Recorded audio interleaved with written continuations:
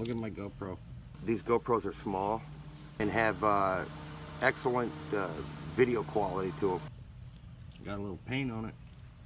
Being small, you could kind of stick them anywhere. That's what's so cool about it. This is a tripod that I lost the little doohickey to. The little nub thing that goes into your camera and it stays in your camera. It's about this small. And I lost it the first day I bought this $100 tripod. So I put this GoPro attachment on here.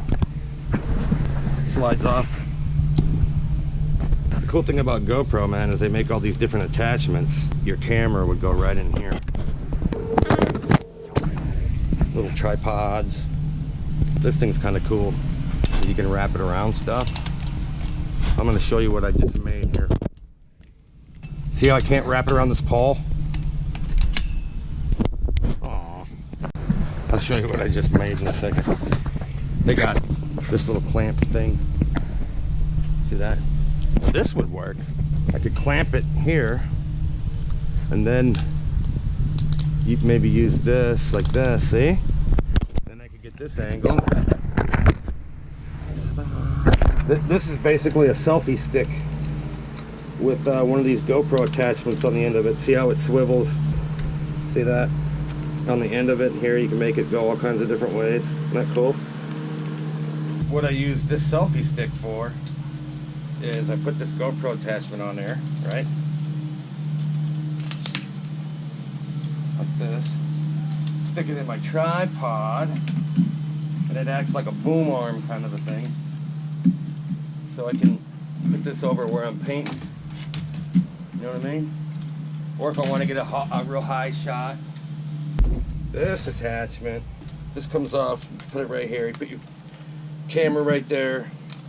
So then if I'm painting, you just see my arms painting kind of thing. I even have a dog harness. I don't know if any of y'all saw the one where I stuck it on a Greyhound and ran around the track with it a couple times. This one here I use a lot. It's a head strap thing. See? Put the GoPro in there. Strap it to your bald head. An old tripod somebody gave me. I just kind of rigged it up.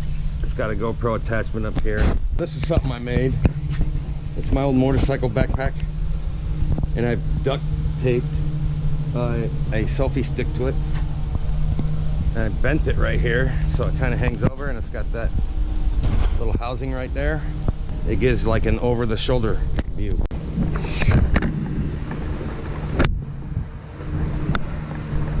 Now this is what I just made.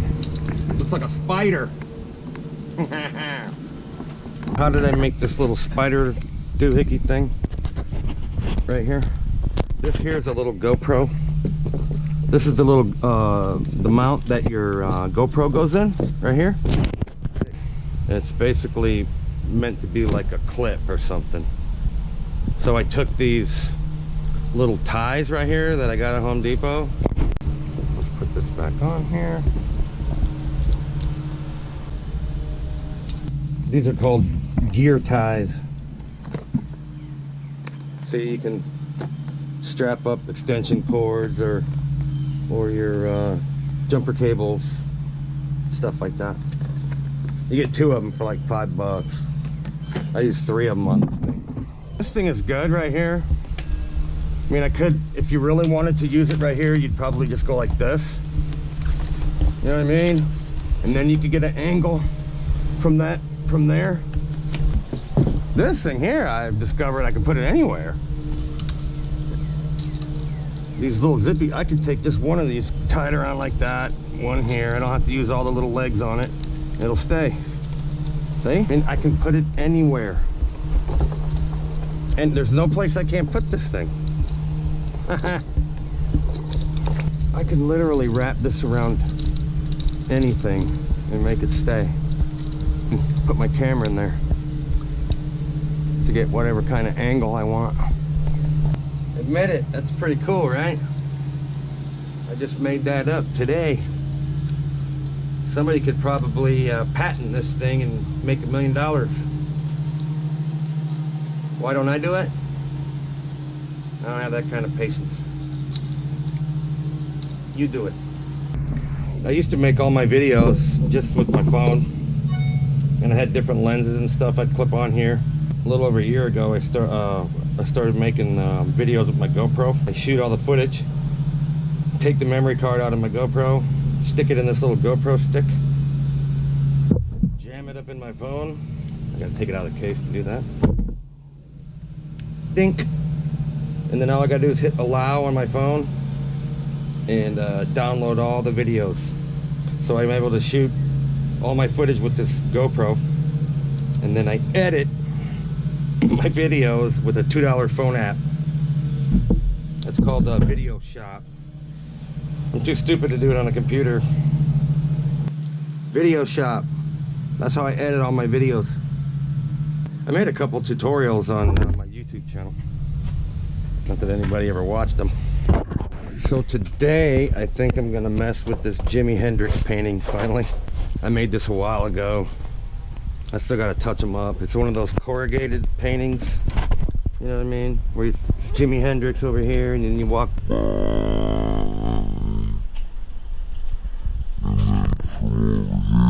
It's Jimi Hendrix, the skull face, Jimi Hendrix. You look close, I got a lot of touch-ups to do here. Look, I got nails sticking out from the other side. This is all liquid nail that I squeezed in the joints. I didn't want this thing to come apart, but look how big it is. I can barely get my arms around it. I want to build a frame for it. Get out of here, Carlos. You idiot. Looking all pretty. Over this way, and it's but you can see how I made a frame for it. I even finished off the backside. But the problem with this is it's so heavy. I can't pick this thing up, man. I gotta get a hand truck. I'm never gonna do anything with that because it's so heavy. So what I'm gonna do here is I'm gonna cut them in half, and then I'm gonna devise some type of framing system that I can knock apart, and then he'll be in 2 sections, so he's manageable. And then wherever I take him to sell them or whatever, I can easily pick these 2 pieces up, and then I'll have some type of a framing system that I can just slap together, just put it together like a puzzle or something, and then I'll set him in there. I mean, that's my idea. I don't know. I'm sure I'll come up with something. I'm not gonna make a video on it. You guys don't want to see that. Maybe I'll show you a video of what it looks like when I'm done. I might cut that Maryland in half too. So when you look at it from this angle, you have a racing greyhound, okay? And what happens to racing greyhounds when they're done racing? They get a nice couch to sit on. So I think I'm gonna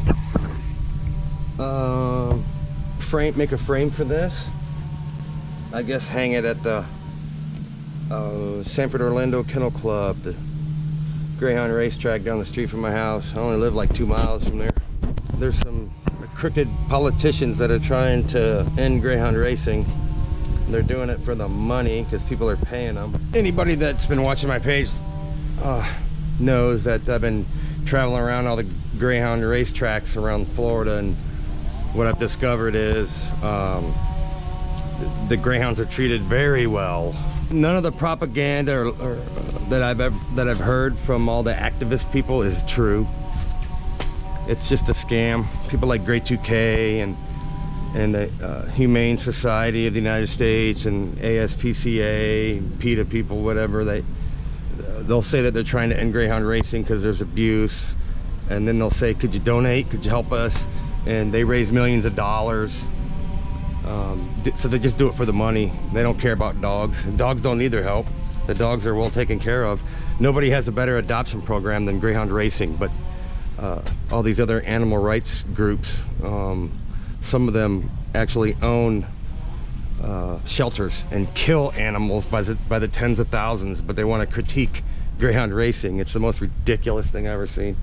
Senator Tom Lee has been trying to do a constitutional revision and have it put on the ballot in November so that the people of Florida can vote on whether we should keep greyhound racing or not.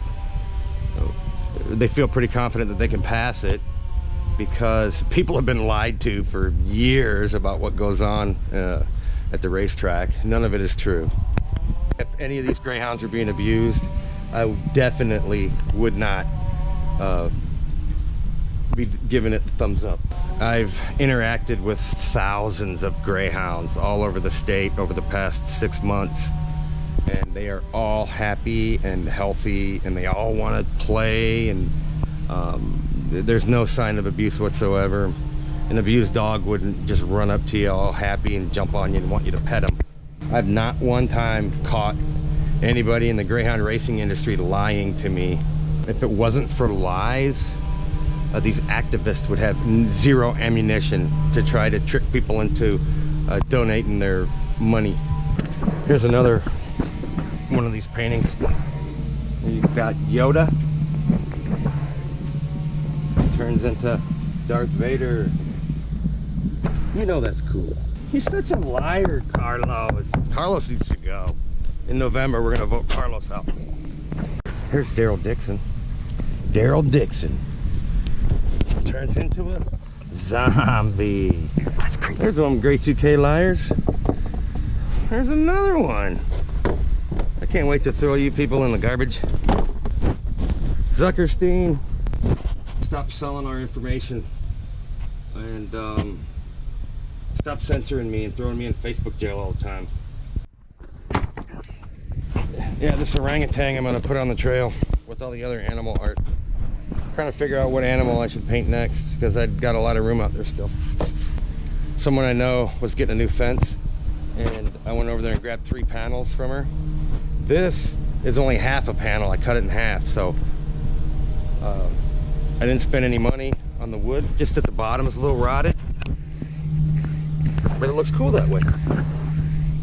So for no money at all, I got 6 panels to paint on this side. I just got to buy the paint. And this is from that Lake Mary art show. Lake Mary Heathrow Art Fest. I got to take these comic book characters that I painted with all the kids. I painted the Batman. And I think there's like 18 of them. I'm going to stick them on the trail. This is a large mural I've been working on. I started doing it after the Vegas shooting. It's the skyline of Vegas, and I started painting all the victims' faces.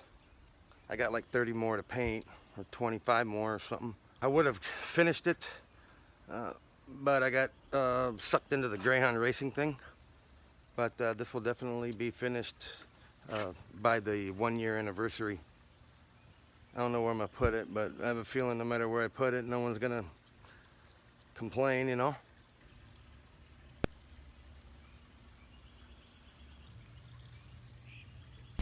Okay, I got stuff to do, people. Catch you later.